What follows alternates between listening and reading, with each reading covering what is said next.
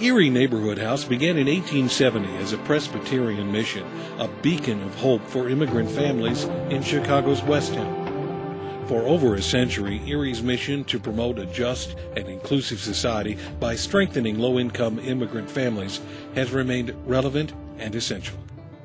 What we know as the settlement houses in Chicago started with Jane Addams in 1889. But Erie was already actively working with immigrant communities in the area around Erie Street, and as that work continued to expand, and they became aware of the example of the settlement house as a way of working with immigrants, they decided to adopt that model in their work. So right around the turn of the 20th century, in the early 1900s, they chose to incorporate then as Erie Neighborhood House and began the work in sort of the settlement mode. Erie House is today and has always been a safe haven for families and a place for our children to grow, to play, and to learn. The point of Erie, we had a place to go and have fun and learn things. A lot of the people who came to Erie came here out of sheer need for commiseration and for compassion. But they just said, you're welcome here. You're welcome to come and get what you need. It was really a melting pot. We had Armenians, Germans, Polish, Italian. It was really quite mixed. While the children of the neighborhood enjoyed Erie clubs geared toward their age, their mothers had an Erie club that helped them adjust to life in America. The mothers' clubs were really a great foundation here. In fact, they were like the backbone to me, because these women were kind of the ones who kept the houses, the homes together, and they had to overcome a lot of fears, a lot of ignorance that they were brand new, some of them, to this country. Today, Erie continues to be the same safe haven for families it has been for generations. I am very happy with this house, my second house, for my family and for everybody who wants to go. It's open all the time. Erie is successful because it recognizes needs, provides solutions, and spins them off to stand on their own. In 1956, Erie House opened the Carmelo Genova Jacob Medical Clinic because few doctors were available to serve the people in need. Residents were registered and treated by volunteer doctors and nurses from Northwestern University. Today, it is the Erie Family Health Center and operates independently throughout Northwest Chicago. Over the years, West Town has experienced dramatic shifts in available housing. Erie has been a leader in motivating the residents to actively participate in the design of their community. After World War II, as urban neighborhoods like West Town began to change, and then particularly in West Town's case, when the Kennedy Expressway was built in the early 1960s, it literally cut a path right through the neighborhood.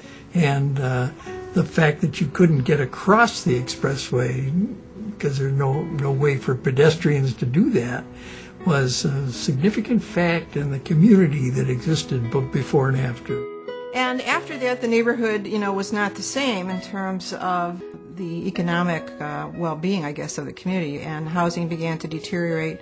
That eventually leads to deterioration to the point of demolition. And so finally, I think Erie House and other institutions, other churches, for instance, in the neighborhood, felt the need to pull together some kind of capacity, if you will, to respond to this and not just let it continue to happen. So they put together an organization that got this funny name called Bikerdike. The thing that is outstanding about Erie is its ability to move with the times and to meet the community need, which is imminent. One of the key differences, I think, historically from the Erie House and other settlement houses in this community and other communities is that over the years, these settlement houses, when they've incubated, they've kind of kept programs within their own fold. Erie House has been very different, and we've deliberately not done that. Erie House hosted Bikerdike and then eventually allowed it to spin off into its own organization with its own office. Then our goal is to just let them go. Erie is successful because of its focus on children, starting one of the first kindergarten programs launched in Chicago in the late 1800s. and keeping education at the core of its mission through the 21st century. In 1995, Erie's nationally accredited child care program underwent a significant expansion, and Erie gained a second location. We went from 40 children to 200. It was a very exciting time for Erie House. To us, it meant that we took children very seriously, and that we knew that this community was going to excel in everything that it did because they received quality child care. Today, Erie serves over 500 children every year in preschool and after-school programs and in family child care homes throughout Northwest Chicago. I see a yellow duck looking at me. Erie's tradition of incubating organizations continues. In 2005, Erie House founded and opened the Erie Elementary Charter School in Chicago's Humboldt Park to provide an educational alternative for our greater community, with a focus on valuing biliteracy and firmly placing children on a path to higher education.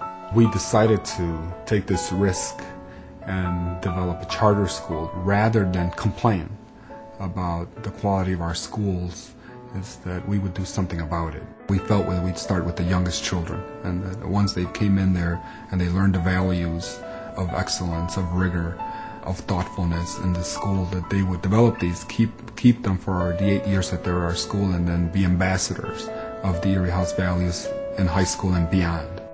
But it was a risk. Several of the board members said, why? We're a 132-and-a-half-year-old organization, and we're solid and we're steady, and so why take this risk? It's going to be an extra liability for us. And then on the flip side, there was a terrific gentleman that advised me and said, if there was one criticism that I would have about the Erie House, is that it doesn't take enough risk lately.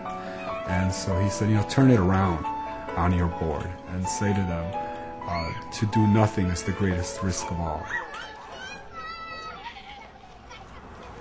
Erie's commitment to education includes an active recognition that high school students need mentoring in order to stay in school and pursue a higher education. Every Wednesday evening, the second-floor former chapel is filled with mentors and teens. Then my junior year, I started with James Reevy, which is my sister's old mentor, and he became more than just a mentor. Every time I need someone, it's like I know I can call him up. So he's kind of like a brother to us, and I think Erie House, like the tutoring program, has become a very big part of all of our lives. In the last 8 years, teams predominantly Latino participants have achieved a 100% high school graduation rate, and 97% have gone on to college. In 2004, Erie reached out to a new neighborhood. In collaboration with others, Erie opened an immigrant resource center in Chicago's Little Village, the country's second-largest Mexican-American community. Erie's initial offerings include adult education, technology literacy, and leadership training. Okay, Maria, can you read the next exercise, please? We realized as we went into the 80s and 90s that we were drawing people for adult education classes, certainly from all over the city, wherever Latino communities, clustered. So I think our reputation, in a sense, was already established among Little Village residents who were used to going to Erie.